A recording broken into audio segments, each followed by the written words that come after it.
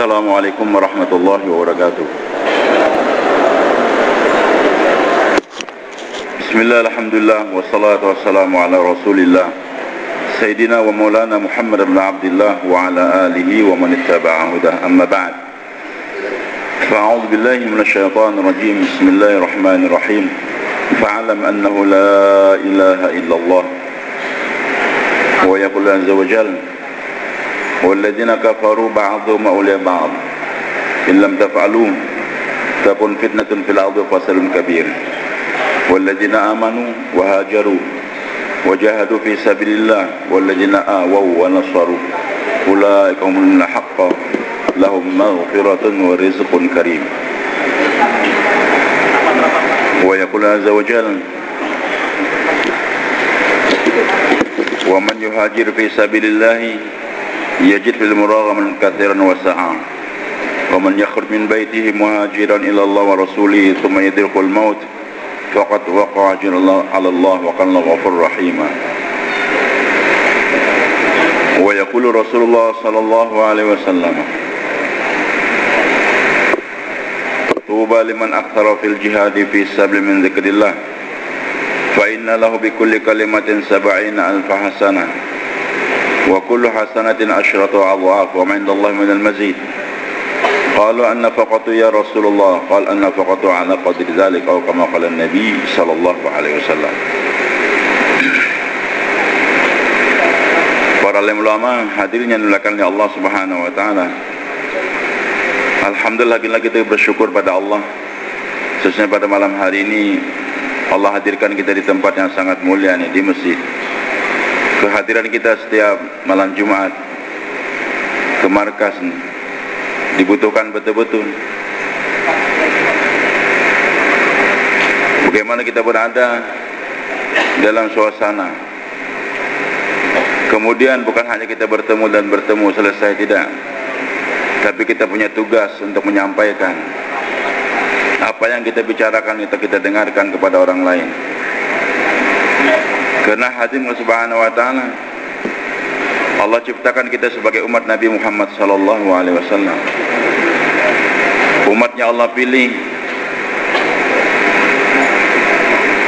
untuk mengamalkan agama dalam kehidupan dan juga untuk menyampaikan.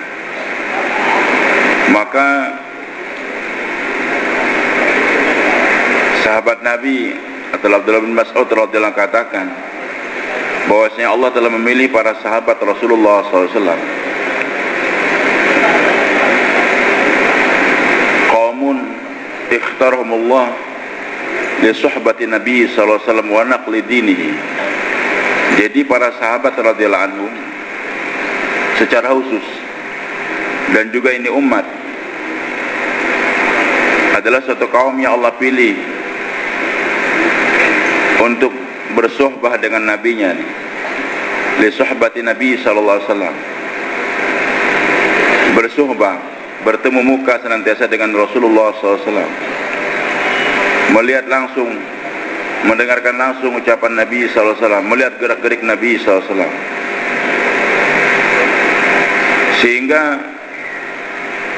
tidak ada satu ucapan Nabi sallallahu alaihi wasallam, tidak ada satu gerak-gerik Nabi SAW yang tidak dikopi oleh para sahabat radhiyallahu anhu. Tidak ada satu gerak Nabi pun yang hilang begitu saja, tidak. Karena para sahabat secara bergantian senantiasa hadir bersama Nabi SAW, dan Nabi pun hadir di tengah-tengah mereka, bersuhbah, bertemu muka, kadang makan bersama, berjalan bersama. Selain sholat bersama itu jelas, baca Al-Quran, berzikir bersama. Kadang-kadang para sahabat Nabi berjalan bersama ke pasar dengan Nabi SAW. Karena setiap ucapan Rasulullah SAW, setiap gerak-gerik Nabi SAW itu adalah agama. Abdullah bin Amr bin As radhiyallahu anhu, sahabat yang diakui oleh Abu Hurairah radhiyallahu anhu, tidak ada orang yang lebih banyak menghafal hadis Nabi SAW selain dari lebih dari saya selain Abdullah bin Amr bin As radhiyallahu anhu. Abu Hurairah banyak sekali menghafal hadis-hadis Nabi SAW, yang terbanyak di kalangan para sahabat. Tapi beliau katakan yang lebih dari saya adalah Abdullah bin Amr bin As. Kenapa? Karena Abdullah bin Amr bin As selain daripada mendengar juga mencatat. Sedangkan saya Abu Hurairah, beliau tidak menulis, mengandalkan hafalan saja. Abdullah bin Amr bin As orangnya cerdas, jenius dia, pandai membaca dan menulis. Abu Hurairah hanya mengandalkan hafalan beliau, tapi kuat hafalan beliau sampai di akhir kehidupan nggak pernah pikun. Maka Abdullah bin Amr bin As radhiyallahu selain menghafal juga mencatat. Suatu saat dikritik oleh sebagian orang-orang lain. Dia katakan, wahai Abdullah, kenapa kamu catat setiap gerak-gerik Nabi SAW? Bukankah beliau juga manusia biasa? Maka berhenti beliau menulis. Bertemu dengan Nabi SAW dan beliau laporkan, ya Rasulullah SAW, saya tadinya menulis apa yang aku lihat dari engkau, apa yang saya dengar saya tulis senantiasa. Bukan hanya sholatnya Nabi, puasanya Nabi SAW, tapi gerak-gerik Nabi SAW, berjalan bersama dengan para sahabat, duduk-duduk sama-sama, baik di masjid atau dalam perjalanan, semua dicatat. Tapi karena dikritik orang, maka Abdullah bin Amr pun berhenti. Kata Nabi SAW, uktub, tulis terus. Tidak keluar dari mulut saya ini kecuali hadis subhanahu wa ta'ala, agama. Jadi semua apa yang keluar daripada mulut Nabi SAW, baik bicara dengan istrinya, berbicara dengan para sahabat dalam perbualan biasa, itu juga agama. Karena tidak keluar daripada mulut Nabi SAW kecuali adalah pembicaraan yang hak, yang benar. Jadi bukan dalam masalah ibadah saja, muasyarah, muamalah, akhlak, kebiasaan sehari-hari, semua yang keluar dari Nabi SAW itu adalah agama. Maka hadirin subhanahu wa ta'ala, para sahabat Nabi radhiyallahu anhum bersohbah. Allah pilih kaum yang betul-betul bersohbah dengan Nabi SAW, melihat kehidupan Nabi, mendengar ucapan Nabi SAW. Ini yang pertama. Sehingga semua kehidupan Rasulullah SAW dikopi oleh para sahabat. Walaupun tidak semua sahabat, satu orang sahabat tidak bisa mengkopi semua kehidupan Nabi SAW, tetapi semua kehidupan Nabi dikopi oleh para sahabat, dicontoh. Sebagian sahabat ini berjumpa 1 jam, ada yang 2 jam, ada yang berapa saat saja. Yang jelas hadirin subhanahu wa ta'ala, semua kehidupan Nabi SAW sejak beliau menjadi Nabi sampai meninggal dunia, itu telah dikopi oleh para sahabat radhiyallahu anhum.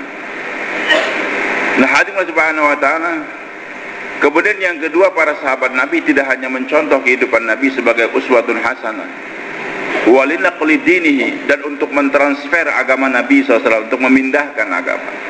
Jadi para sahabat Nabi bersohbah, mengkopi kehidupan Nabi, kemudian memindahkan kepada orang lain. Itulah hadirin kehidupan para sahabat Nabi radhiyallahu anhu. Maka kita yang ingin memahami ini agama, mengkaji ini agama dengan benar, atau yang ingin hidup bersama dengan para sahabat radhiyallahu anhu, dan mereka ini orang yang Allah betul-betul sudah ridhoi, Allah sudah ilankan radhiyallahu anhum wa radhu'an, bahkan tidak akan paham Al-Quran dan hadis Nabi SAW tanpa mengkaji kehidupan para sahabat radhiyallahu anhu. Allah sudah jelaskan siapa itu para sahabat. Was-sabiquna al-awwalun minal muhajirin wal ansar walladzina tabauhum bi ihsan radhiyallahu wa radhu'an. Jadi mereka adalah orang yang berlomba-lomba di baris pertama di kalangan umat, baik orang muhajirin ataupun ansar. Itulah para sahabat, muhajirin ataupun ansar. Muhajirin orang yang telah meninggalkan kampung halaman dia, baik Mekah ataupun yang lainnya, datang ke kota Madinah. Kemudian kaum ansar, masyarakat yang ada di Madinah, yang siap untuk menerima tamunya, menampung mereka, bergandengan tangan untuk membawa agama. Dan pintu tidak tertutup hanya untuk mereka, walladzina taba'uhum bi ihsan, dan orang yang mengikuti para sahabat radhiyallahu anhu. Hadirin subhanahu wa ta'ala. Jadi keridhaan Allah sudah Allah elankan kepada para sahabat Nabi radhiyallahu anhum, baik muhajirin ataupun kaum ansar, dan orang mengikuti mereka. Dan dikatakan oleh ulama, sahabat Nabi ini kalau nggak jadi muhajir, dia jadi ansari dia. Kemudian sudah merupakan kelaziman daripada kehidupan para sahabat Nabi bergerak. Apakah saya harus jadi muhajir atau jadi ansari? Dan tidak ada satu orang sahabat Nabi pun yang dikatakan muhajir daim atau ansari daim. Muhajir daim namanya muhajir terus selama-lamanya, nggak punya makomi. Atau ansari selama-lamanya, tidak. Hari ini mereka jadi muhajir, besok jadi ansari. Hari ini ansari, besok menjadi muhajir. Abu Bakar As-Siddiq radhiyallahu anhu muhajir dari Mekah datang ke Madinah. Tapi nanti ketika sudah beliau tinggal di Madinah, datang orang-orang baru ke Madinah, Abu Bakar siap menjadi ansari, siap menampung tamu-tamu yang datang di rumah beliau, dan juga mengajak tamunya tadi untuk berdakwah. Begitu pula Sayyidina Umar, Sayyidina Utsman, Sayyidina Ali, semua radhiyallahu anhum, para sahabat Nabi. Mereka hari ini jadi muhajir, besok menjadi ansari. Hari ini ansari menerima tamu yang datang, menampung tamunya di rumah, memberikan makanan. Tapi besok siap untuk menjadi muhajir, berangkat dibawa kemana-mana siap. Bahkan Abu Ayyub Al-Ansari radhiyallahu anhu sampai bergelar Al-Ansari karena rumah beliau yang pertama kali ditempati oleh Rasulullah SAW. Enggak menampung sembarang orang. Tidak hanya menampung Abu Bakar As-Siddiq atau Sayyidina Umar, menampung Rasulullah SAW. Maka dikatakan Abu Ayyub Al-Ansari. Jadi orang Ansar yang Allah pilih pertama kali, rumah beliau ditempati oleh Nabi Muhammad SAW. Jadi beliau Ansari. Tapi beliau paham, saya diciptakan oleh Allah untuk bukan menjadi Ansari di kota Madinah saja, tidak. Tapi saya harus bertanggung jawab untuk membawa juga agama sehingga beliau meninggal dunia di luar negeri. Tidak merasa bangga puas saya kan telah menampung Rasulullah, menjamu Nabi SAW. Saya ingin meninggal di dekat rumah saya yang berkah, tidak. Bahkan akhir kehidupan beliau dalam umur yang begitu panjang, 90 tahun lebih, meninggalnya di mana?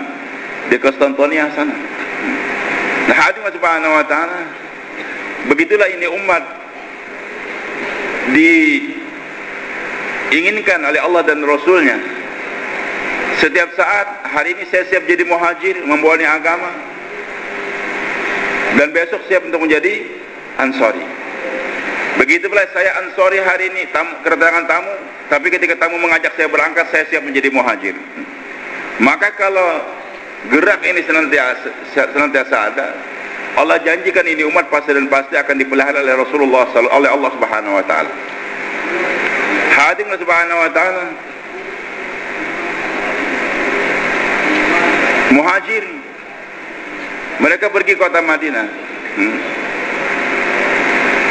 Allah katakan siapa mereka tersebut? Alladzina ukhriju min diyarihim, dikeluarkan dari kampung halaman mereka, dari kota Madinah, dari kota Mekah. Dan hijrahnya para sahabat membuktikan kecintaan mereka kepada Allah dan Rasul melebihi daripada kecintaan kepada negeri, kepada siapapun juga. Siap berpisah. Tapi kepergian mereka bukan untuk membuka lahan pertanian, berdagang, tidak. Ya bataguna fadla min Allah wa ridwana, semata-mata mencari ridha Allah, karunia Allah dan juga keridhaan Allah. Kemudian yang ketiga, ciri kaum muhajirin wa yansurun Allah wa rasulahu, keberangkatan mereka untuk menyebarkan agama, membantu Allah dan Rasulullah SAW. Maka ketika kaum muhajirin punya tiga sifat ini, setiap saat ada kesiapan untuk meninggalkan kampung halaman, berpisah dengan ayah dan ibu sebagaimana Ibrahim alaihissalam, siap berpisah dengan kota Mekah. Jangankan cuma Jakarta, saya nggak kuat kalau berpisah dengan Jakarta. Apa itu Jakarta? Saya nggak kuat kalau berpisah dengan Jawa Timur. Biasa kawan-kawan di Jawa Timur lebih senang tinggal bersama keluarga daripada jauh-jauh. Apa itu Jawa Timur dibandingkan dengan Mekah dan Madinah? Hati Allah Subhanahu wa taala. Mekah ada Ka'bah. Waktu itu para sahabat ada yang berhijrah lebih dahulu daripada Nabi SAW. Maka berpisah dengan ayah ibu sudah biasa, dengan anak, bahkan berpisah dengan Ka'bah mereka siap. Berpisah dengan Rasulullah itu siap.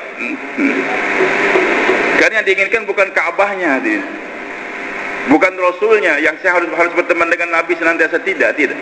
Tapi adalah misi yang dibawa oleh Rasul itu lebih penting daripada Rasulnya sendiri. Maaf hadirin, Rasulullah SAW dimuliakan oleh Allah, tapi ajaran yang dibawa oleh Nabi itu yang sangat dipentingkan. Maka para Nabi SAW perintahkan sahabat untuk pergi meninggalkan beliau, membawa agama. Jangan sampai mementingkan pribadi aku, sementara kerja aku kamu nggak kerjakan. Hadirin subhanahu wa ta'ala, mereka bersohbah dengan Nabi SAW. Tapi kerja kalian untuk mentransfer agama yang aku bawa nih, itu adalah penting sekali. Jangan sampai sibuk dengan bersohbah, sibuk dengan kena dekat dengan tuan guru kita, dengan mursyid kita, dengan ustadz idola kita, sehingga kita nggak mau berpisah. Allahu Akbar. Abdullah bin Rawahah radhiyallahu anhu ingin senantiasa bersohbah dengan Nabi SAW. Bahkan hari terakhir tahun ke-8 Hijriah, perang Mu'tah, Nabi SAW sabdakan berangkat untuk menghadang tentara Romawi yang akan menyerang kota Madinah.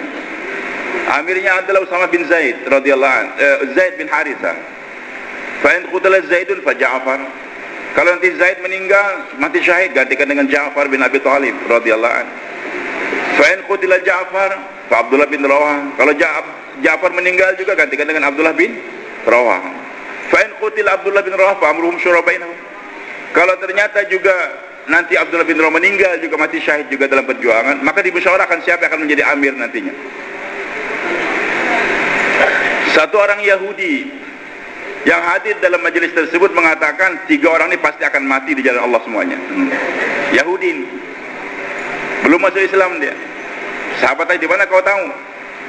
Dikatakan kalau sudah seorang Rasul berbicara demikian pasti akan terjadi. Karena Nabi katakan, fa'in qutila Zaidun fa Ja'far, fa'in qutila Ja'far fa Abdullah bin Rawah, fa'in qutila Abdul bin Rawah fa amruhum syura bainahum. Abdullah yakin pasti akan mati dalam peperangan tersebut. Dan waktu itu malam Jumat, rombongan diberangkatkan pagi-pagi sekali. Abdullah merasa ini hari terakhir saya bersumpah dengan Nabi SAW, ingin mendengar khutbah yang terakhir daripada Rasulullah SAW, sholat Jumat di belakang Nabi, dan ingin mendapatkan doa khusus supaya nanti menjadi sabiqut, menjadi amal yang akan bisa membalap teman-teman saya berdekat doa Nabi SAW nanti di hari kiamat. Berangkat rombongan pagi-pagi sekali. Nabi pun mulai khutbah Jumat. Ternyata di tengah-tengah khutbah Nabi terpandang kepada Abdullah bin Rawah yang masih di depan beliau tersebut. Hadirin subhanahu wa ta'ala. Maka Nabi SAW setelah Jumat bertanya, ma akharaka ya Abdullah, apa yang membuat kamu terlambat wahai Abdullah?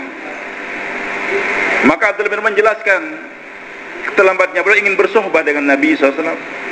Ya Rasul, ingin saya mendengar khutbah yang terakhir dari engkau, karena saya akan meninggal di sana, dan ingin mendapatkan doa khusus daripada Rasulullah SAW. Nabi sabdakan, kam sabaku, berapa mereka telah mendahului kalian? Mendahului kamu berapa? Setengah hari ya Rasulullah, setengah hari. Maka Nabi jelaskan dalam 3 riwayat, Nabi katakan mereka telah mendahului kamu 500 tahun perjalanan ke surga, ukuran waktu. Kemudian yang kedua Nabi katakan, kalau kamu infakkan semua harta seluruh dunia nih, kamu tidak akan bisa menyusul setengah hari mereka tersebut. Ini masalah duit. Kemudian Nabi katakan juga masalah jarak. Tadi mereka telah mendahului kamu perjalanan antara timur dengan barat. Ini fadilah. Tapi bagaimana perasaan Nabi SAW ketika melihat Abdullah masih di depan beliau tersebut? Maaf hadirin, tidak semua orang bisa mengkaji hal yang demikian.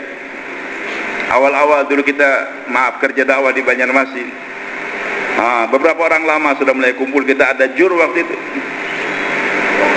Maka Maka Jumat pagi saya perintahkan kepada orang lama, kamu berangkat ke sana, hilangkan hari Jumat, bahwasanya nanti kita malam Ahad ada pertemuan. Satu orang karkun cukup lama dia. Ternyata setelah saya bagi rombongan, saya pun pulang ke rumah mempersiapkan khutbah Jumat, tapi akan dikhutbahkan, saya tulis sedikit. Tapi di tengah-tengah saya khutbah, melihat itu orang masih di depan saya. Akhirnya rancangan khutbah jadi kacau. Saya bicara sudah ke sana kemari, marah-marah habis-habisan, hampir 1 jam khutbah Jumatnya marah semua. Sebagian karkun bertanya, Ustadz, kenapa kok khutbah hari ini agak aneh sedikit? Gara-gara lihat kamu, saya katakan. Gara-gara saya lihat kamu masih depan saya, maka perasaan saya nggak enak betul-betul. Maaf hadirin subhanahu wa ta'ala. Saya bisa membayangkan saya seguntir begitu marahnya lihat satu orang ahbab, satu orang karkun yang disuruh bergerak sebelum Jumat, tapi alasan nyuci pakaian, saya ingin Jumatan sama Ustadz dulu, baru saya sampaikan. Bagaimana perasaan baginda Nabi Muhammad SAW ketika melihat Abdullah masih ada di depan beliau, tujuannya untuk bersohbah dengan mendengar khutbah Nabi.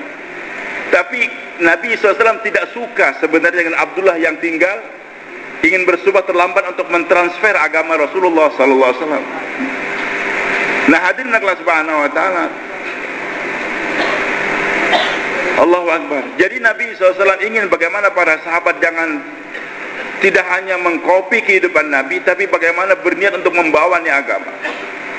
Jadi para sahabat Nabi radhiyallahu tidak mau menjadi muhajir daim dan gak mau menjadi ansori daim, tapi senantiasa rolling, bergantian, supaya bisa ditiru oleh umat. Hari ini saya jadi muhajir, besok saya jadi ansori. Bersedia teman-teman insyaallah? Hadirin subhanahu wa ta'ala, ini umat akan senantiasa dipelihara oleh Allah Subhanahu wa ta'ala dari segala macam bentuk musibah, kebanjiran, kebakaran, kabut, begitu pula tawuran, bahkan mudahnya dibom, disakiti orang lain oleh kaum yang lain. Begitu pula terpelihara nih umat dari segala macam kemurtatan dalam kehidupan. Kalau senantiasa gerak ini ada. Ini janji Allah Subhanahu wa ta'ala. Janji Allah Subhanahu wa ta'ala. Allahu Akbar. Kenyataan sehari-hari Allah katakan, sejak dahulu sampai zaman sekarang, bahkan akan datang juga. Al-Quran tidak pernah berubah. Sampai hari kiamat Allah jaga. Selain Al-Quran Allah jaga, begitu pula cerita-cerita Al-Quran yang dahulu, sekarang dan akan datang itu pasti akan tetap berlaku. Allah firmankan dalam Al-Quran, walladzina kafaru ba'duhum awliya ba'd. Orang-orang kafir satu sama lain bekerja sama, namanya saja berbeda. Ini Yahudi, ini Nasrani, ini Hindu dan lain sebagainya, atau blok ini kelihatannya mereka berbeda, tapi sebenarnya orang kafir semuanya sepakat bekerja sama untuk menghentikan ini agama. Bahkan Allah katakan, ingatkan pada kita jangan berhayal. Orang Islam satu hari dalam pemikiran mereka bagaimana orang kafir stop menggunakan harta mereka, menghalang orang dari jalan Allah. Jangan berhayal. Itu sudah ketentuannya. Allah katakan sejak dahulu, sekarang sampai akan datang. Innal ladzina kafaru yunfiquna amwalahum liyasuddu an sabilillah fasayunfiqunaha. Sesungguhnya orang-orang kafir senantiasa, ini fi'il mudhari ini, istimrar, yunfiquna, senantiasa menginfakkan, menggunakan harta mereka untuk menghalang orang dari jalan Allah, memalingkan orang daripada ini agama. Dan Allah katakan fasayunfiqunaha, dan terus akan menginfakkan. Jadi jangan berhayal saudara-saudara, bahwa orang kafir berhenti kapok menggunakan duitnya untuk melarang orang jalan Allah. Jangan minta dari PBB, jangan minta dari Amerika, dari Rusia supaya menghentikan penyerangan. Percuma. Jangan minta dari presiden, dari gubernur, dari siapapun juga supaya orang kafir berhenti bangun gereja, berhenti bangun net club, berhenti bangun. Jangan. Allah sudah katakan mereka fasayunfiqun, dan terus akan menginfakkan. Bagaimana orang terlalaikan dari jalan Allah, itu kerja mereka. Walaupun kita bikin proposal, demo, tidak akan berhenti mereka, terus akan bekerja. Bahkan mereka nggak kerja sendirian, kerja sama. Maka Allah katakan dari dalam surat Al-Anfal, walladzina kafaru ba'dhum awliya ba'd. Orang-orang kafir satu sama lain bekerja sama untuk menghalalkan tujuan Allah. Tapi kerjasamanya mereka, gerak mereka yang terus menerus membangun apa saja, membangun gereja kah, membangun balai pendidikan, apakah yang mereka kerjakan, membuat macam-macam segala bentuk kemajuan mereka kerjakan, itu nggak akan membahayakan kalian. La yadurukum kaidum syai'a. Tipu daya mereka, ulah mereka tidak akan membahayakan kamu. Yang membahayakan kamu, kamu sendiri, Allah katakan. Apa yang membahayakan kita ini, Pak? Quran berbicara, Pak. Nggak usah baca koran. Tersesat, otak kita tersesat kalau banyak baca koran. Baca Quran. Bahkan kemarin kita di Nizamuddin diingatkan oleh masyayikh kita, Maulana Sa'ad khususnya, bahwasanya kalau kita meninggalkan cara Nabi dan para sahabat dalam menyampaikan agama, yaitu para sahabat Nabi bersohbah dan bergerak di kopi, di markas bergerak cepat-cepat. Kalau kita meninggalkan cara sahabat Nabi bersohbah dan bergerak membawa, kita ganti dengan alat-alat, dengan TV, radio, HP dan sebagainya tersebut, maka beliau katakan yang tersebar itu bukan agamanya tapi alatnya akan tersebar nanti. Dan tidak akan menghadirkan nusratul al-ghaibiyah dari langit, nggak mungkin. Tidak akan datang pertolongan dari langit kalau kita menyebarkan agama dengan alat. Satu orang dengar bayan, dia dengarkan, kemudian dia bergerak di kampung dia 2,5 jam, 8 jam dia bergerak, nanti nusrah ghaib Allah kedatangan kepada dia tersebut. Walaupun dia yang dia jumpai satu hari cuma 3 orang saja, satu minggu barangkali cuma 21 orang, ataupun satu hari cuma 1 saja, tapi dia bergerak terus. Malam hari dia sholat, satu minggu cuma 7 orang, dibanding satu orang ngerekam dengan baik, kemudian dia forwardkan melalui WhatsApp, Fiber, semacam-macam dia sebar, sehingga dia bisa menyampaikan kepada 1 juta umat di Indonesia ini. Maka hadirin subhanahu wa ta'ala, satu orang karkun yang nggak punya HP, Pak, yang mendengarkan dengan tawajuh dan bergerak besok hari, satu orang dia jumpai di kampung dia, maka ini karkun akan mendapatkan nusratullah. Tapi yang menyebarkan SMS, WhatsApp saja, walaupun 1 juta, bahkan seluruh dunia dia sampaikan, tidak akan datang nusratullah kepada dia. Bahkan tidak akan dikumpulkan dengan para sahabat Nabi di hari kiamat. Karena sahabat Nabi Allah pilih li suhbati Nabi wa li naqli dini. Dikirimkan untuk bersohbah, melihat bagaimana gerak-gerik. Google nggak bisa bersohbah, hadir. Mereka menyampaikan dengan bergerak datang. Kadang-kadang kata beliau, kita sering tertipu karena membaca kehidupan sejarah Nabi tanpa melihat bagaimana para sahabat. Loh, Rasulullah juga kirim surat kan, ke Raja Persia, Romawi dan sebagainya. Maka kita juga perlu kirim surat, perlu kirim SMS. Apa salahnya alat sekarang? Beliau katakan tidak. Nabi tidak pernah hanya mengirim surat lewat pos, tidak. Tapi Nabi mengirim 2, mengirim surat dan orang yang membawa surat. Jadi yang Nabi kirim siapa? Surat dan orang yang membawa surat. Suratnya kadang-kadang pendek, hanya 2 kata, aslimu taslamu. Masuk Islamlah kalian, kalian akan selamat. Surat dikasih kepada itu raja, ditunggu 3 hari jawabannya. Dan yang membawa itu surat nanti akan menjelaskan apa itu Islam. Dia 3 hari di negeri orang tadi, bermuasyarah, bermuamalah di sana, pergaulan dia. Maka sebenarnya itu surat hanya sebagai jaminan. Ini utusan saya, nggak boleh dibunuh. Kalau bunuh dia berarti membunuh negara, siap perang. Sebenarnya yang diutus Nabi orang yang membawa surat, itu yang lebih mahal. Bagaimana dia menyebarkan agama. Dan hadirin maka subhanahu wa ta'ala, ketika surat dikirim dengan yang membawanya tadi, surat dirobek oleh Raja Persia, Nabi katakan bahwasanya laqad mazzaqa Kisra mulkahu, sesungguhnya Raja Persia telah merobek-robek negerinya sendiri, kerajaannya sendiri. Hadirin subhanahu wa ta'ala, ucapan Nabi SAW kepada yang merobek itu surat Nabi satu lembar saja, kertas biasa, hadirin. Tapi berani merobek surat Nabi SAW. Nabi katakan mereka telah merobek negeri dia sendiri. Hari ini banyak orang Amerika, orang Rusia, orang Cina, bukan merobek surat, dia merobek Al-Quran, menginjak Al-Quran. Tapi negeri dia nggak hancur-hancur sampai sekarang. Negeri mereka tidak dihancurkan oleh Allah, masih kokoh. Bom mereka masih bicara, masih menghancurkan umat Islam. Dahulu merobek surat Nabi yang sederhana saja berarti merobek dirinya, merobek kerajaan dia. Hari ini merobek Al-Quran. Kenapa hadirin subhanahu wa ta'ala nusratullah tidak datang sekarang ini? Karena Al-Qurannya kita kirim sekian ribu begitu saja tanpa mengirim orang yang mencontohkan Al-Quran itu yang mana. Maka mengirimkan Al-Quran sekian eksemplar ke Amerika, ke Rusia itu belum menjadi hujah. Tapi kalau kita sudah bisa mengirim Al-Quran dengan orang yang membawa Al-Quran, bahkan kadang-kadang Al-Qurannya nggak sempat dicetak, nggak sempat di zaman Nabi Quran, tapi dicetak dalam kehidupan para sahabat Nabi.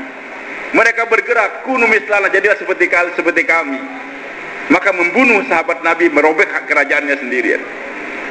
Kalau hari ini ada jamaah kita bentuk dari kebenjuruk dari Indonesia, dikirim ke Amerika, dikirim, dan mereka betul-betul membawa Al-Quran, cetakan Quran nggak dibawa, hadirin. Berani membunuh ini orang yang membawa ini agama, pasti nusrah Gobi akan datang kepada dia. Dan jangan main-main orang yang menyakiti dai yang betul-betul membawa Al-Quran dalam kehidupan dia. Nusratullah tidak akan datang kalau kita tinggalkan sohbah dengan kita bergerak. Maka hadirin subhanahu wa ta'ala, tipu daya mereka, ulah mereka nggak akan membahayakan, kerjasama mereka nggak akan membahayakan. Nggak usah ditulis bahayanya ini, akan datang bahaya komunis, bahaya, nggak usah. Sibukkan bahayanya saya kalau nggak bergerak. Maka ayat Al-Quran masih berbicara sampai sekarang. Walladzina kafaru ba'dhum awliya ba'd. Sesungguhnya orang kafir bekerja sama untuk menghalang kalian dari jalan Allah. Tapi semua kerja mereka tidak akan membahayakan kalian. La yadurukum kaidum syai'. Yang membahayakan apa? Maka Allah katakan ayat berikutnya, illam taf'alu, wahai orang beriman, kalau kalian tidak bekerja sama juga dalam membangunnya agama, ini yang berbahaya, Pak. Apa yang terjadi? Kalau gerak mereka mau bikin bom, bikin roket, bikin apa, nggak ada artinya apa-apa, hadirin. Waktu kami di Pakistan dulu, teman kami baru pulang dari Afghanistan, sambil tertawa dia bercerita, di sela-sela pegunungan datang pesawat Rusia, sudah mau menjatuhkan sekian banyak bom. Dia sedang buang air di sela-sela pegunungan tersebut. Dia katakan, ya Allah, saya siap mati di jalanmu, tapi saya malu mati saya dalam buang air. Nggak enak mati dalam keadaan, maaf, dalam keadaan berak, tapi maaf, jangan ketahuan. Bom jatuh nggak meledak di samping dia.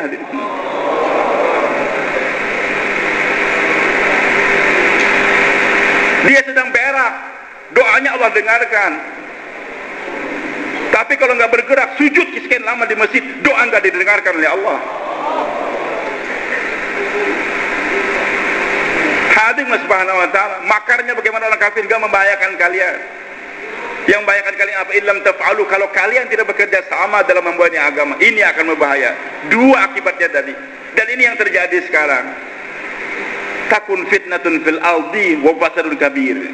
Kalau kalian wahai orang beriman tidak bekerja sama juga, maka nanti akan datang fitnatun fil ard, takun fitnatun, akan terjadi fitnah, musibah yang beruntun.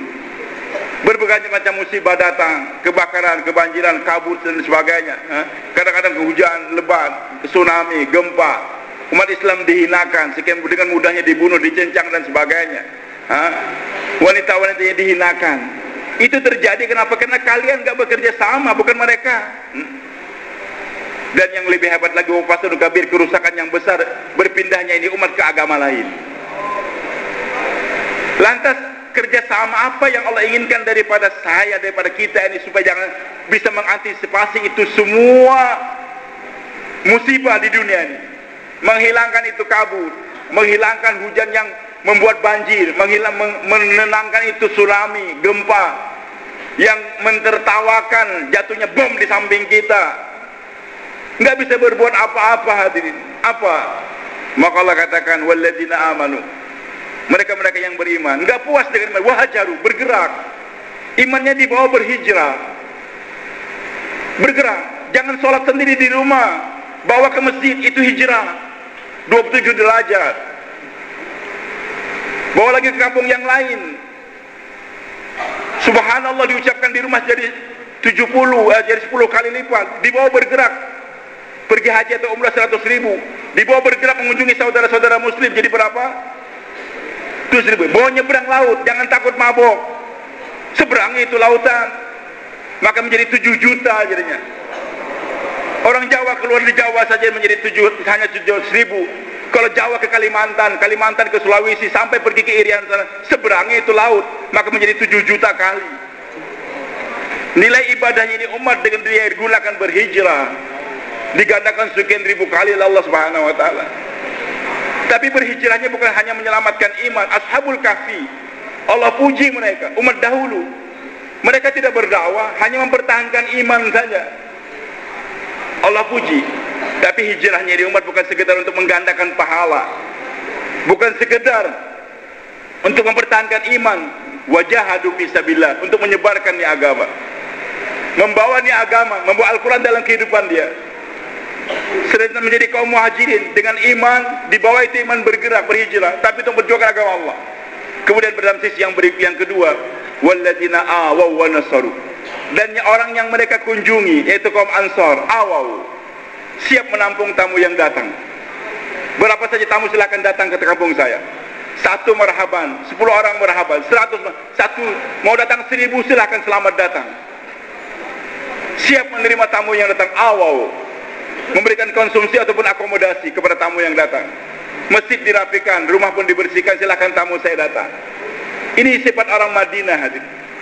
Siap untuk menampung tamunya dengan segala fasilitas yang paling sedikit sekali, siap untuk terima tamu. Walaupun makanan nggak ada, makanan daripada anak-anak dikorbankan untuk tamu itu siap mereka. Itu awal, siap menerima tamu dengan senang hati.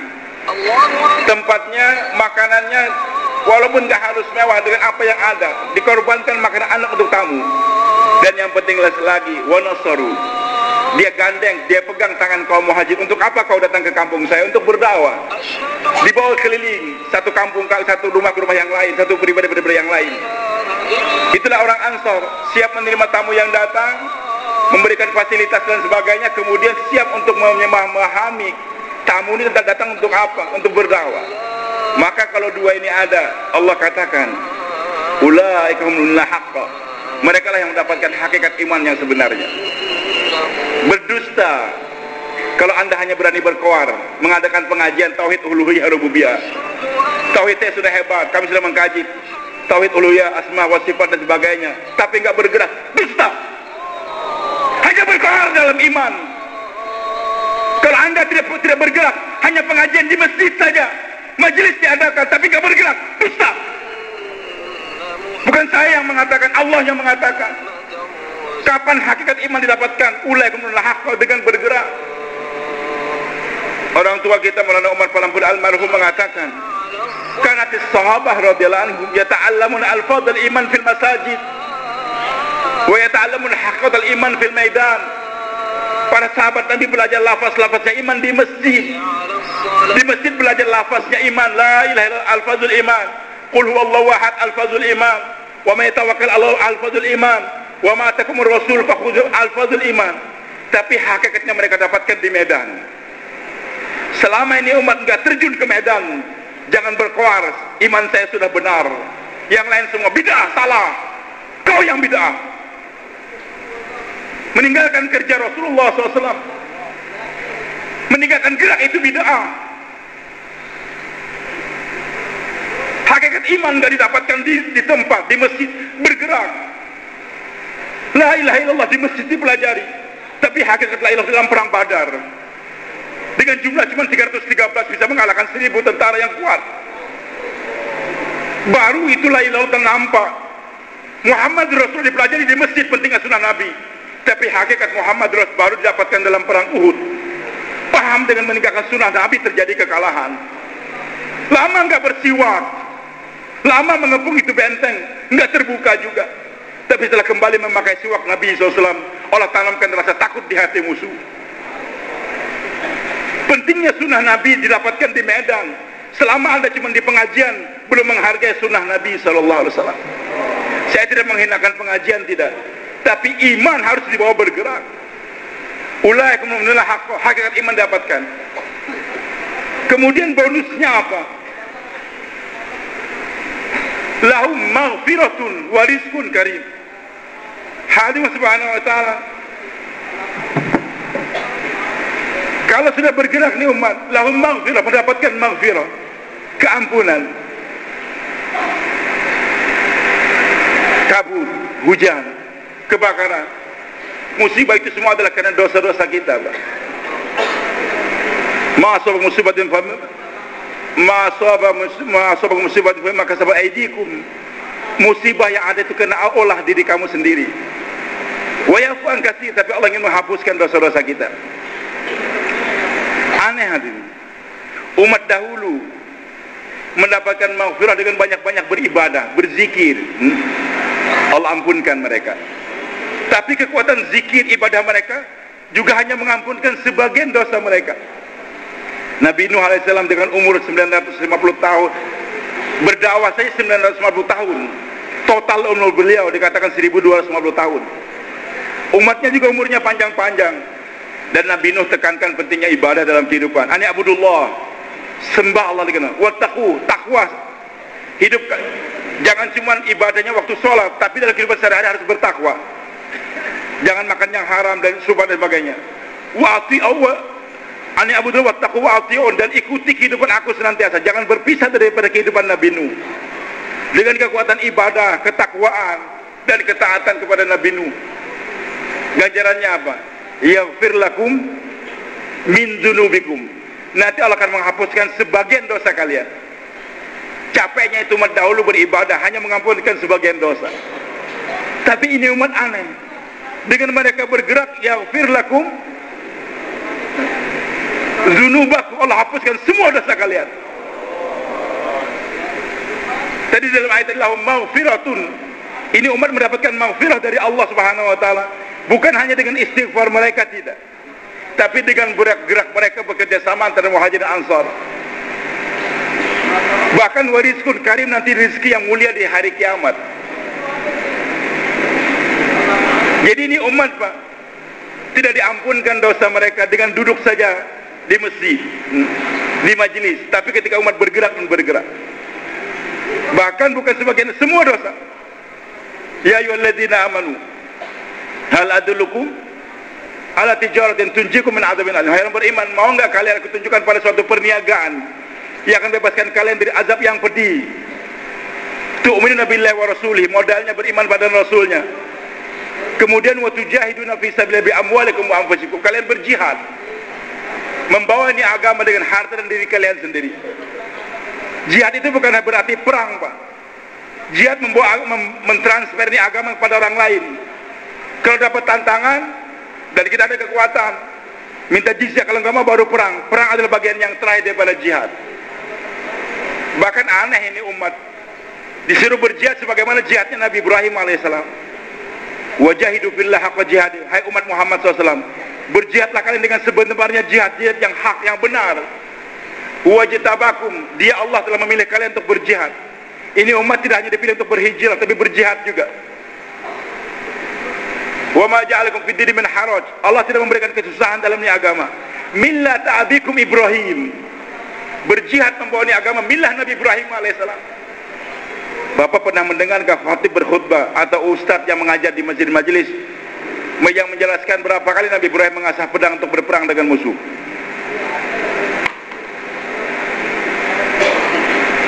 Ada riwayat, Pak. Nabi Ibrahim alaihissalam menggalakkan tentara untuk memerangi Namrud, mengasah pedang, tombak, panah, melatih tentara. Ada di antara Nabi yang nggak pernah perang Nabi Ibrahim alaihissalam. Tapi Allah katakan kamu harus berjihad sebagaimana jihadnya Nabi Ibrahim. Kalau jihad dikatakan hanya berperang, apa hubungannya dengan ayat ini, Pak? Wajahidu fillah haqqa, jihad, berjihadlah kamu dengan sebenar-benarnya jihad. Maksudnya bawah hati kamu untuk menyebarkan agama senantiasa. Siap dimusuhi oleh presidennya, siap oleh kepala negaranya, oleh para menteri, ayah dan ibu ngusir, siap semua. Siap dikorban, mau dibakar, siap. Dan lebih hebat lagi ketika datang tawaran dari Jibril, Mikail, Israfil, disiap untuk tidak menerima itu tawaran. Millata abikum Ibrahim. Maksudnya berjihad membawa agama dalam kehidupan kepada orang lain, dari mentransfer agama yang diberi Nabi SAW. Dzalikum khairul lakum in kuntum ta'lamun. Itu berjihad, membawa agama. Itu lebih baik kalau kalian mengetahui. Kalau hanya ibadah saja sedikit nilai pahala kita. Tapi kalau kita berjihad membawa agama, nilainya besar. Subhanallah, dikatakan oleh orang Jakarta, di Jakarta 10 kali lipat. Di bawah umroh 100.000. Di bawah untuk jauhlah berapa? Berjihad. Tetangganya nggak sholat diajak, mari Pak kita sholat, itu jihad. Dan nggak kalah dengan kita pergi ke Afghanistan, maaf nih, ke Palestina dan sebagainya, membantu saudara-saudara kita. Saya tidak katakan salah, kita bantu mereka sesuai dengan kemampuan kita. Ketika kami di Mesir, kawan-kawan jauhlah kemudian Bayan, tengah-tengah Bayan satu orang angkat tangan, waktu itu sedang perang Afghanistan dengan Rusia. Dia katakan, Syekh, kamu tuh Bayan-Bayan ngajak orang 40 hari 4 bulan ke masjid ke Afghanistan kalau ingin berjuang. Ngapain itikaf-itikaf di masjid, ngajak orang di masjid? Yang namanya berjuang kita ke Afghanistan. Teman kita nggak kalah, cuma digertak begitu. Hei saudara, paspor saya sudah siap nih, kapan kita berangkat? Kemudian dia katakan, saudara, saya tidak menghalang kamu untuk ke Afghanistan, silakan. Tapi kamu jangan lupa, teman-teman kita dari Afghanistan yang dulu berjuang melawan Rusia, kelihatan mayat mereka harum, semerbak, yang ikhlas. Mayatnya orang Rusia berbau busuk, sebagaimana busuknya sekarang mayat-mayat orang Syiah di Yaman, Al-Husain sana tuh. Mati berbau busuk, bumi nggak terima mereka, begitulah baunya bangkai yang ada tentara Rusia sana tersebut. Hadirin subhanahu wa ta'ala. Maka beliau katakan, saudara-saudara kita yang berjuang di Afghanistan melawan Rusia waktu itu, meninggal, mati syahid, masuk apa, Pak? Masuk apa? Masuk surga. Setiap orang yang mati memperjuangkan agama karena Allah subhanahu wa ta'ala, meninggal dalam matinya mati syahid, masuk surga. Tetangga kamu yang gak sholat mati, masuk apa dia? Tetangga kita sekian banyak tuh yang belum sholat, meninggal dunia, matinya masuk apa? Masuk apa?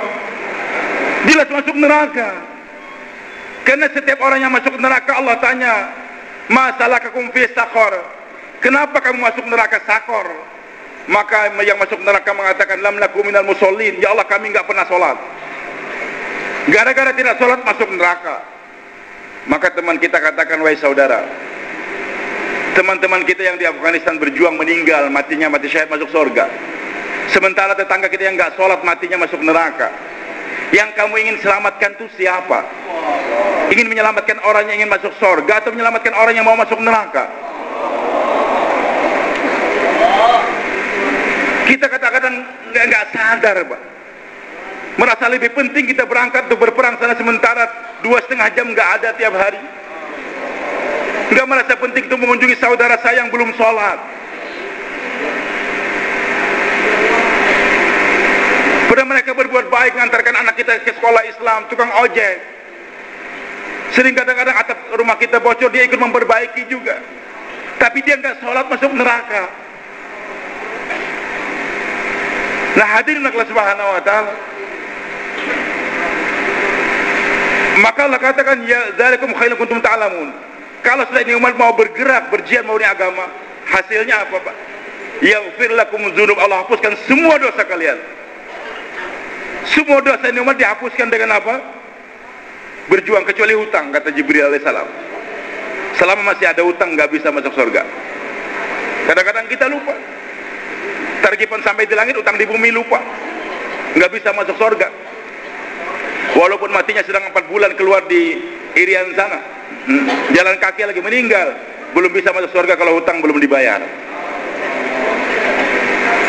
Maka hatinya Allah. Ini umat mendapatkan yaghfir lakum dzunubakum. Dihapuskan semua dosa-dosa mereka. Wa yudkhilukum jannat, dimasukkan ke dalam surga-surganya Allah, di kebun-kebun nanti di surganya Allah. Hadi subhanahu wa ta'ala. Wa yudkhilukum jannatin tajri min tahtiha al-anhar khalidina fi dzalika al-fawzul azim. Wa ukhra tuhibbuna. Kalau ini umat terus berjihad berdakwakan agama, nanti ada bonus lain lagi. Tuhibbuna, yang kalian sukai. Wa ukhra tuhibbuna. Nasrun minallah wa fathun. Akan datang nusrah dari Allah subhanahu wa ta'ala. Orang akan masuk Islam berbondong-bondong nantinya, Pak. Dan kemenangan yang besar. Nanti negara-negara akan terbuka dengan ini kerja dakwah. Negara nggak terbuka dengan bom, Pak. Negara nggak terbuka dengan cuma nuklir atau sebagainya. Hanya dibukakan dengan kerja apa? Dengan dakwah. Mana ada negara terbuka menerima Islam dengan perang? Semua dengan kerja dakwah, hadirin subhanahu wa ta'ala. Dan ini umat perang mereka nggak akan mendapatkan nusratul kalau belum berdakwah. Maka Abdullah bin Abbas katakan, ma qatala Rasulullah qauman hatta da'ahu. Nabi nggak pernah memerangi suatu kaum sebelum berdakwah. Kalau kita berperang tanpa dakwah itu sama dengan sholat tanpa wudu. Kadang-kadang orang aneh, Syekh, kenapa ke masjid? Kenapa ngajak-ngajak orang? Kita angkat senjata, itu namanya perjuangan. Satu orang tua punya anak 2 dia. Masing-masing dikatakan, nak cepat-cepat sholat nak. Dia bangunkan 2 anaknya untuk sholat subuh. Yang satu langsung pergi ke masjid, Allahu Akbar, sholat sunat untuk sholat subuh. Yang satu pergi ke WC dia. Yang benar yang mana, Pak? Bangun tidur langsung sholat atau bangun tidur langsung ke WC? Hah? Orang yang gak memahami, dia katakan aneh ini anak. Nggak seperti kakaknya kan disuruh sholat langsung ke masjid, sholat, duduk di saf. Ini kalau disuruh ayahnya sholat malah ke WC dia. Ini anak durhaka, nggak ngerti katanya perintah ayahnya tersebut. Hah?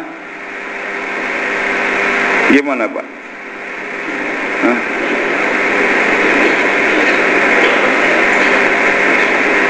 Yang benar yang pertama atau yang kedua, Pak?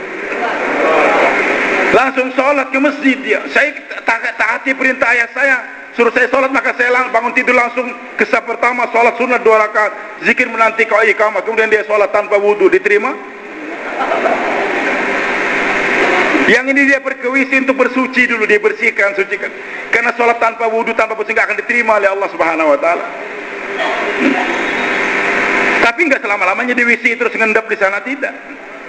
Itu sementara, bersihkan diri dia di sana, sucikan, kemudian dia sholat menghadap kepada Allah, baru diterima oleh Allah subhanahu wa ta'ala. Nah hadirin yang Allah subhanahu wa ta'ala, tidak ada solusi kepada dia umat kecuali umat bergerak sebagaimana para sahabat radhiyallahu anhu. Dan Allah sudah memberikan jaminan, hadirin, kalau ini umat sudah bergerak dan bergerak, hijrah dan nusrah kita kerjakan. Bawa terus ini agama, jangan berhenti sama sekali. Sebentar saja, mau berhenti jangan ditaskil 6 bulan saja, maka itu kehancuran, Allah katakan dalam Al-Quran. Kemudian kita inginkan bagaimana ketika saya bergerak pulang di kampung halaman, saya siap menjadi Ansori, rumah saya siap menjadi rumah Ansori, kampung saya menjadi kampung Ansori, Ansor. Maka aneh, kemarin waktu kita di Nizamuddin, hari pertama karku saya langsung mulai saat katakan, tanyakan, bagaimana gerak masturah di tempat kalian? Rumah-rumah kalian sudah terima masturah semuanya atau belum? Belum. Beliau katakan, targetkan semua rumahnya ahbab harus terima jamaah masturah. Walaupun kecil, sederhana, terima. Karena tujuan daripada kerja masturah ini adalah bagaimana root daripada rumah kita nih, arah daripada perjalanan kita, yang tidak dengan pembicaraan dunia, program TV dan sebagainya, sekarang kita palingkan ke akhirat. Dan itu nggak mungkin terjadi tanpa hadirnya jamaah masturah di rumah kita, Pak.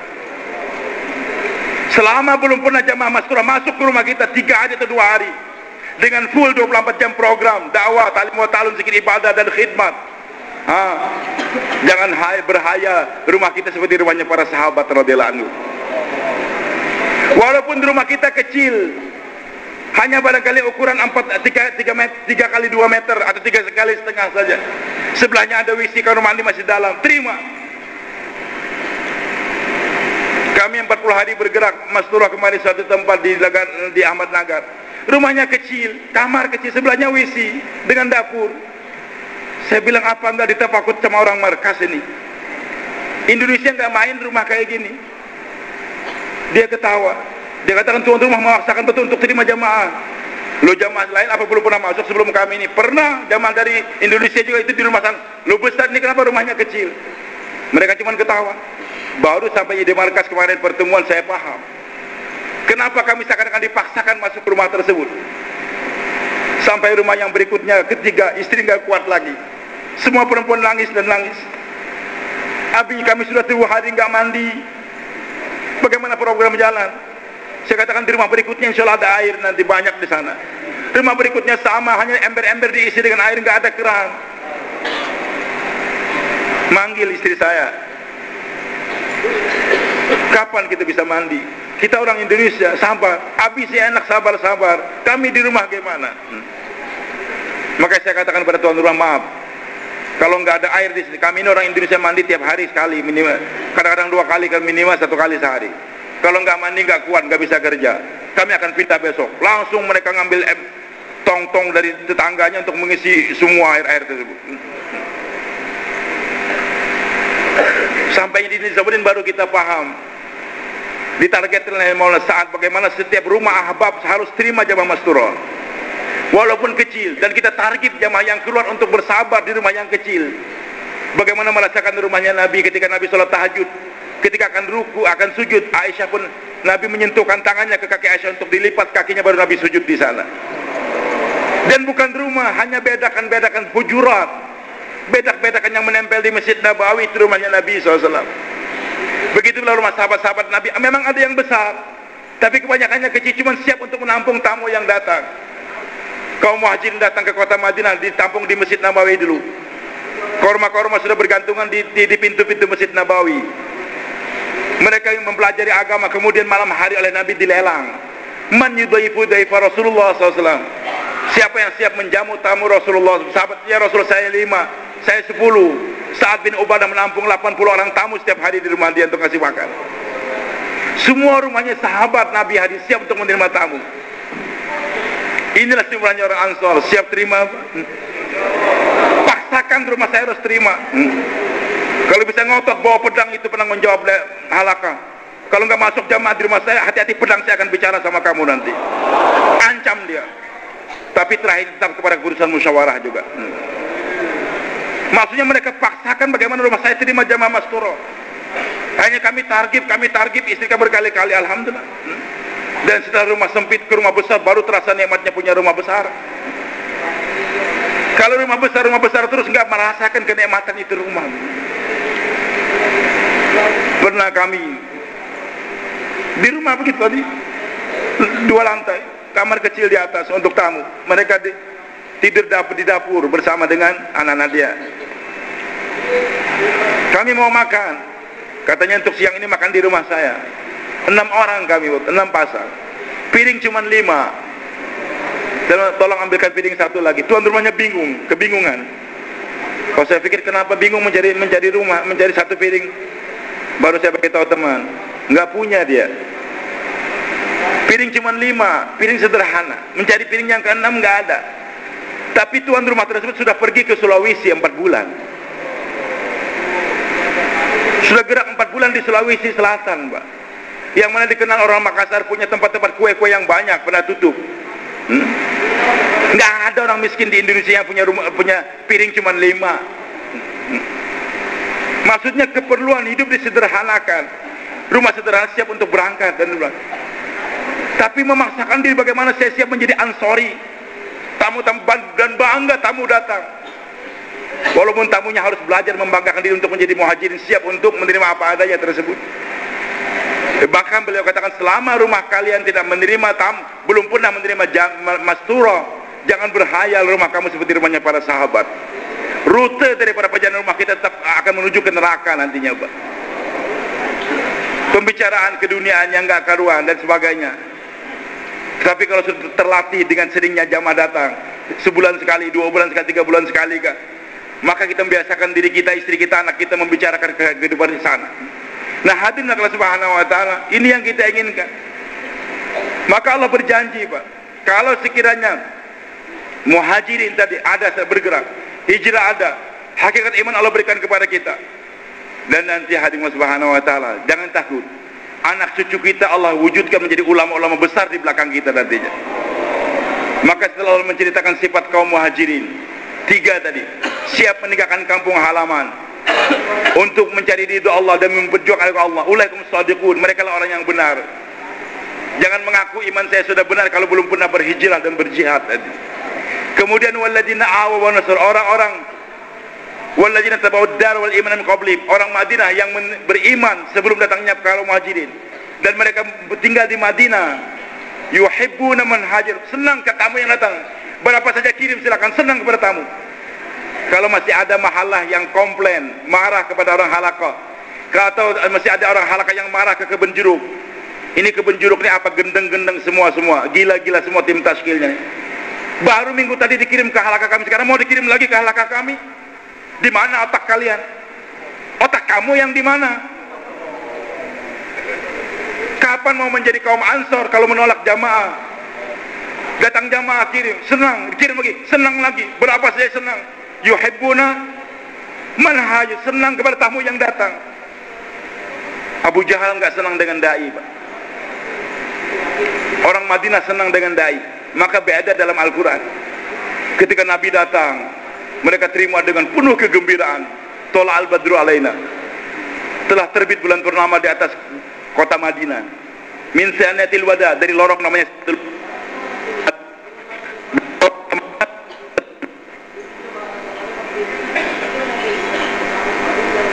mereka katakan,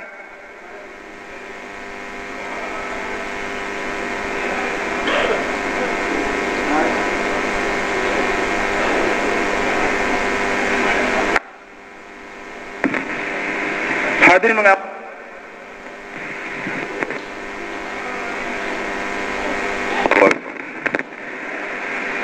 orang Madinah ajib menerima kehadiran Nabi SAW, dan semua para dai yang datang mereka terima dengan baik. Yuhibbuna man hajar alaihim, mencintai tamu yang datang. Bahkan mereka elu-elukan tola al-badru alaina min sanwal, wajib syukru alaina, wajib kita bersyukur atas nikmat apa, bersyukur. Kota Madinah penuh dengan wabah penyakit, kormanya nggak begitu berbuah, airnya sedikit, tapi mereka katakan wajib syukru alaina, nikmat apa yang bisa disyukuri? Mada alillah hidayah, selama dai masih datang ke kampung kita itu nikmat besar. Walaupun kampung kita paceklik, Pak, kemarau panjang nggak ada apa-apa, tapi dai datang itu kenikmatan yang besar. Jamaah nggak pernah datang lagi. Orangnya jadi kaya-kaya semua, kawan sornya, karkunnya sudah kaya semua, punya masing-masing punya bisnis toko dan sebagainya, peternakannya jadi, tapi tamu nggak pernah datang ke kampung tersebut, itu azab yang besar. Maka masyarakat Madinah yang penuh dengan wabah penyakit, kekurangan, wajib bersyukur, wajib kita bersyukur. Mada alillahi dai, karena mereka menyenangi tamu, maka Allah berikan keberkahan di kota Madinah. Abu Jahal, Abu Lahab nggak senang dengan datangnya tamu, dengan datangnya dai. Nabi di kalangan mereka sendiri dan tahu bagaimana pribadi Nabi begitu, tetap mereka nggak senang. Bahkan bukan nggak senang saja, mau dibunuh, diusir. Nabi ngalah, nggak apa-apalah, berpisah dengan Mekah. Sudah ngalah, nggak puas, diserang juga lagi. Digalakkan 1000 tentara dalam perang Badar. Abu Jahal pimpinannya. Abu Lahab nggak bisa pergi karena sakit. Tapi kacau itu Abu Lahab. Karena sakit nggak bisa pergi, dia cari tentaraku yang kuat, dia bayar. Kau berangkat atas namaku nih. Abu Lahab nggak bisa pergi, duitnya dia gunakan. Karkun kalah. Sakit nggak bisa pergi, uangnya jadi beli TV lagi. Uangnya digunakan kemana nggak tahu. Dengan Abu Lahab aja kalah dalam persaingan. Abu Lahab yang nggak bisa pergi, dia gunakan duitnya, bayar orang yang paling kuat. Berangkat kamu dengan uang saya nih, menggantikan saya. Hadirlah Allah. Maka Allah ceritakan bagaimana Abu Lahab dan Abu Jahal. Alam taro Ilal ladzina badalu ni'matallahi kufron. Apa kamu tidak memperhatikan wahai Muhammad orang yang telah merubah nikmat Allah? Hadirnya Nabi itu nikmat, tapi mereka balas dengan kufron, mereka kufur, nggak mau terima, nggak disyukuri. Wa halu qaumam darul bawar, bahkan mereka giring 1000 tentara kaumnya tersebut ke rumah kehancuran. Tadinya Abu Jahal kata, kita pasti menang, kita akan sikat itu umat Islam, bunuh Muhammad. Mereka bangga dengan penari-penarinya, kita akan menang. Tapi Allah katakan bukan negeri kemenangan Darul Bawar, negeri kehancuran, akan mampus di Badar sana nanti. Bukan hanya di Badar, Jahannam yaslawna fa bisal qarar. Hancur di Badar, masuk neraka lagi, tempat yang paling jelek di sana. Hadirin subhanahu wa ta'ala. Maka kita cinta tamu yang datang, berapa saja kita kirim, berapa saja kita terima. Bersedia tuan-tuan? Bahkan bukan hanya sampai sana saja. Wala yajidu fi hajat, ketika tamu datang enggak ada hajat, enggak ada pamrih, mau minta keuntungan dari tamu enggak ada. Wa yu'thirun anfusahum, maka mereka utamakan tamunya walaupun mereka cinta dalam keadaan miskin. Ketika istri kami nangis, saya bilang, kenapa kamu nangis? Rumahnya sempit, sebagai di atas ranjang 3, di bawah 3. Terus saya tanya, tuan rumahnya tidur di mana? Ibu tuan rumahnya tidur di mana dengan anaknya 3? Di dapur. Masih mending kamu tidur di kamar tamu, mereka tidur di dapur. Baru nangis lagi istri kita. Mereka mengutamakan siap tidur di dapur, Pak. Dapur, betul-betul dapur.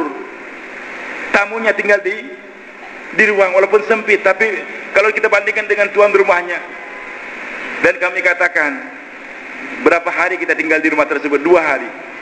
Masa 2 hari kita nggak kuat? Mereka tuh sudah puluhan tahun masih kuat di rumah yang kecil tadi. Hidup bersahaja, Pak. Tapi mereka mengutamakan. Nah, kalau ini ada dalam kehidupan kita, jangan khawatir dengan geraknya orang kafir seluruh dunia, dengan geraknya apa sih di Indonesia nih. Macam-macam pergerakan untuk menghancurkan Islam nggak akan menghancurkan. Selama ini umat terus bergerak hijrah dan nusrah, bahkan jangan khawatir kematian kita nanti, anak cucu kita akan punya sifat apa. Jangan khawatir nanti kalau saya mati masih ada yang mendoakan saya. Kalau saya meninggal bagaimana nanti Islam? Jangan takut.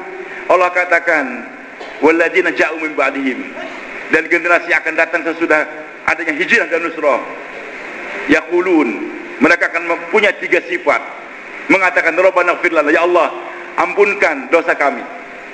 Mereka akan menjadi ulama-ulama, orang beriman yang tegar, yang senat, tapi walaupun bagaimana kealiman dia tidak sombong, merasa senantiasa, ya Allah kami banyak dosa. Wali ikhwan sabaquna bil iman, menghormati para pendahulu mereka. Walaupun mereka lebih alim dari ayahnya, tetap menghormati ayahnya. Sekarang sekian ribu, Pak, yang hafal-hafal Quran sekarang. Di Temboro sudah berapa ribu, di Magelang berapa ribu, di Seragen. Tapi bagaimanapun juga kealiman saudara-saudara di Temboro tersebut, di Magelang, di tempat itu adalah berkat gerak orang tua kita Pak Zulfakar, tentara. 1 juz enggak hafal boleh. Dokter Nur hidup di dunia lain tadinya, ikut dakwah, enggak hafal 1 juz. Saya banyak bergaul dengan beliau, tapi saya yakin semua penghafal Quran di Indonesia ini, khususnya setelah tabligh, Allah berikan kepada mereka berdua. Walaupun mereka bukan orang alim, tentara, dokter, tapi tetap generasi berikutnya menghormati beliau, menghormati para pendahulu-pendahulu, menghormati ulama yang mendahului kita. Walaupun ulama kita dulu hanya saya diajar oleh beliau tersebut alif bata, sekarang sudah menjadi ulama, tetap menghargai mereka. Wala taj'al fi qulubina ghillan lil ladzina amanu. Silakan berbeda dalam alma mater. Sebagian belajar di Temboro, di Magelang, di Seragen, mungkin belajar di Sumatera. Silakan berbeda dalam alma mater, enggak jadi masalah. Tapi hati enggak ada bermusuhan satu sama lain. Inilah generasi akan terbentuk dengan adanya hijrah dan nusrah. Maka hadirin subhanahu wa ta'ala, jangan khawatir. Jangan sibuk kita baca SMS, sibuk baca WhatsApp tentang Indonesia bahaya, Indonesia bahaya. Bukan, kamu yang bahaya. Kalau kita bergerak terus, hijrah dan nusrah ada, siap berangkat, negara jauh, targetkan dalam pertemuan kita nanti, Jurkudama ini 16, 17, 19, 20, 2 hari pertama orang lama kumpul, kemudian beberapa penanggung jawab, kemudian kita lanjutkan dengan 18, 19, 20 nya eventnya sangat baik, kita kirimkan rombongan ke negara jauh sebanyak-banyaknya, dan juga ke Indonesia jauh sebanyak-banyak kita kirimkan. Berangkat kita, mulai sekarang sudah kita persiapkan. Kemudian tamu-tamu yang datang berapapun kita senangi. Dengan kemampuan, tidak harus kita paksakan. Dengan kemampuan yang kita yang ada, Allah akan hargai, Pak. Kamu pun nanti akan senang. Nanti jangan takut, Islam akan tersebar. Itu semua kekufuran akan Allah hancurkan. Mereka akan kembali kepada Islam, bahkan anak-anak mereka akan masuk Islam nantinya. Anak-anak kita jadikan hafiz Al-Quran di Allah Subhanahu Wa Taala. Bersedia tuan-tuan, insyaallah. Siapa yang bersedia untuk bergerak menjadi muhajirin, menjadi ansar juga? Buktikan sekarang. Yang sudah pernah, coba angkat tangan. Yang sudah pernah FIB siapa, Pak? Ini mereka silakan berdiri untuk membentuk negara jauh, silakan. Boleh, Pak? Kalau nggak diberangkatkan negara jauh, bisa nggak ada berangkat kita ke Indonesia jauh. Masih banyak harapan kita di Irian dan di tempat-tempat yang lain. Silakan, Pak. Kasih jalan, Pak, kasih jalan. Bismillah. Yang siap ke negara jauh, dan kalaupun dirobahkan juga ke Indonesia jauh, nggak jadi masalah, kita siap. Ya, silakan, Pak.